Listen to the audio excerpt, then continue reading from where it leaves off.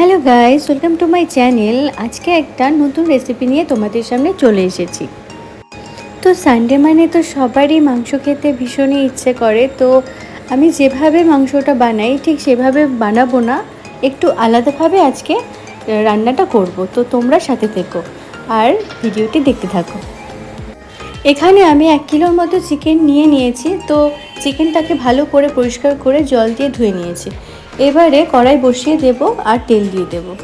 তো ফোড়নের জন্য দিয়ে দেব গোটা গরম মশলা আর গোটা জিরে। এবারে ধুয়ে রাখা চিকেনগুলোকে এক এক করে তেলের মধ্যে দিয়ে দেব। তো সব চিকেনগুলো আমি দিয়ে দিলাম। এবারে নুন আর একটু হলুদ দিয়ে ভালো করে মিশিয়ে নেব। তো এই রান্নাটার মধ্যে আমি চিকেনটা খুব একটা ফ্রাই করব না, মানে হালকাভাবে একটুখানি ভেজে নেব। এরপরে এক এক করে মশলাগুলো অ্যাড করব।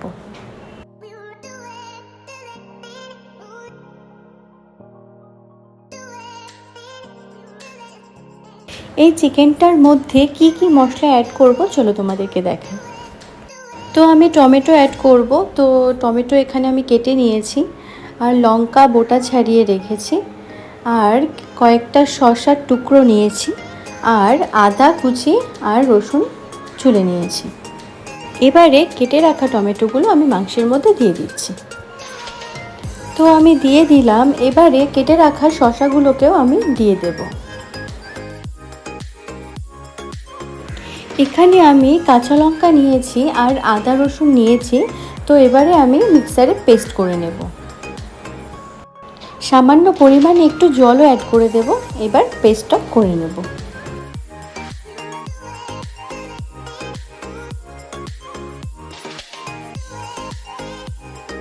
আমাদের মাংসটা অনেকটা ফ্রাই হয়ে এসেছে আর জলটাও অনেকটা শুকিয়ে এসেছে। তো আমাদের মিক্সারের মশলাটাও হয়ে গেছে। এবার এই মাংসের মধ্যে দিয়ে দেব আর খুব ভালো করে নাড়াচাড়া করে সবটা ভালো করে মিশিয়ে নেব। তো দেখো মিশিয়ে নিয়েছি। এবারে খুব লো ফ্লেমে রান্নাটাকে করতে হবে। তো আমি গ্যাসের ফ্লেমটা লো করে এই চিকেনটাকে ভালো করে কষিয়ে নেব আর সাথে আলু আর পেঁয়াজ কুচিটাও দিয়ে দেব।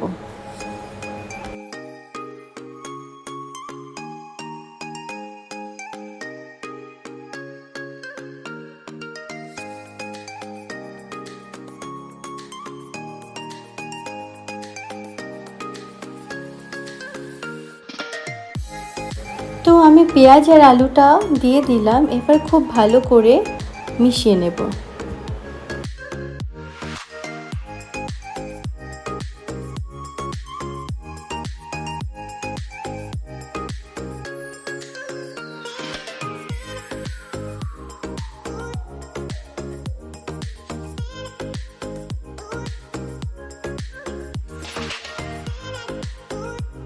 তো সব ভালো করে মিশিয়ে নিয়েছি। এবারে ঢেকে দেব। মোটামুটি 10 মিনিটের মতো লো ফ্লেমে রান্নাটা করে নেব।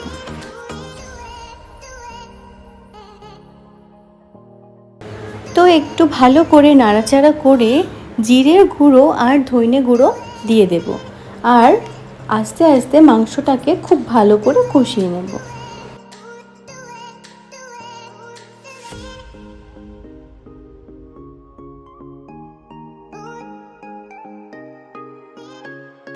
তো জিরে আর ধনে গুঁড়ো দিয়ে দিলাম। তো দেখো আমাদের পেঁয়াজটা অনেকটা মাংসের সাথে মিশে গেছে। তো এভাবে আর কিছুক্ষণ ধরে ভালো করে কষাতে হবে। ও আর একটা বিষয় যেটা বলার ছিল, তো আমি দেখবে শসা ছোট ছোট করে কেটে মাংসের মধ্যে দিয়েছি। তো এই শসাটা দিলে মাংসের যে একটা গন্ধ থাকে, তো সেই গন্ধটা লাগে না, একটা আলাদা একটা ফ্লেভার আসে। তো তোমরা এটা দিতেই পারো বা নাও দিতে পারো।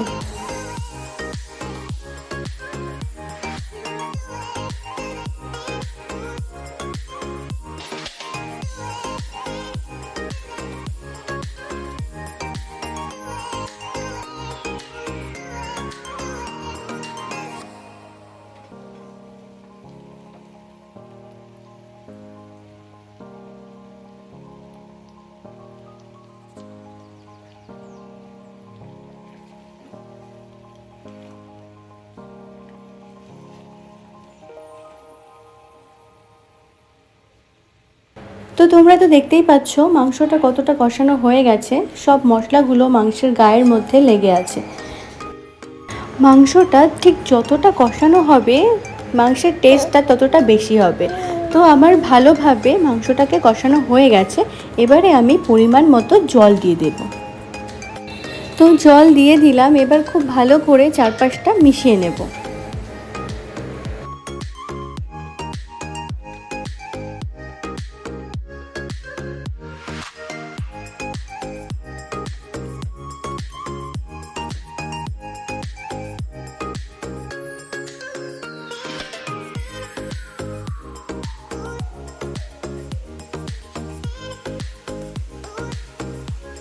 তো ঝোলটার বলক ফুটছে, তো এভাবেই আমি কিছুক্ষণ টাইম ধরে মাংসটাকে ফুটিয়ে নেব। তো জলটা অনেকটা শুকিয়ে এসেছে, এবারে আমি অ্যাড করে দেব জিরে গুঁড়ো। তো দিয়ে দিলাম, এবারে দিয়ে দেব গরম মশলা।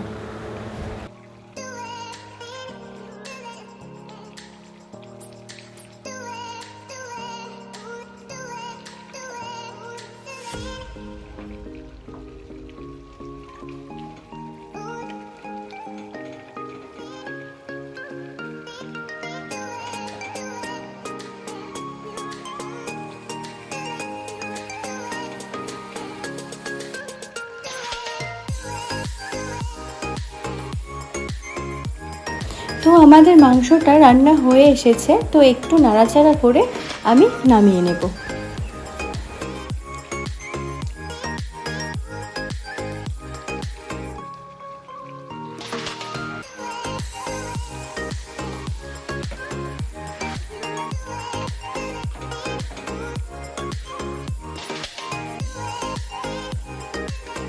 তো আমি যেভাবে রান্নাটা করলাম, তো তোমরা একদিন বাড়িতে ট্রাই করে দেখতে পারো, ভালো লাগবে।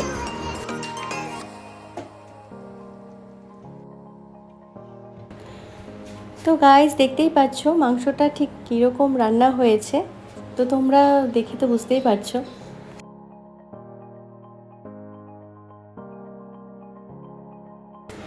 আজকের মতো ভিডিওটি এখানেই শেষ করছি। তোমরা ভালো থেকো, সুস্থ থেকো, আর এখনও অবধি যারা আমার চ্যানেলটিকে সাবস্ক্রাইব করোনি অবশ্যই আমার চ্যানেলটিকে সাবস্ক্রাইব করে দিও, আর পাশে থাকা বেল আইকনটি প্রেস করে দিও। আর যারা আমার ভিডিও দেখো তো তারা একটা ভিডিওটিকে লাইক, কমেন্ট, শেয়ার করে দিও। আজকের মতো টাটা।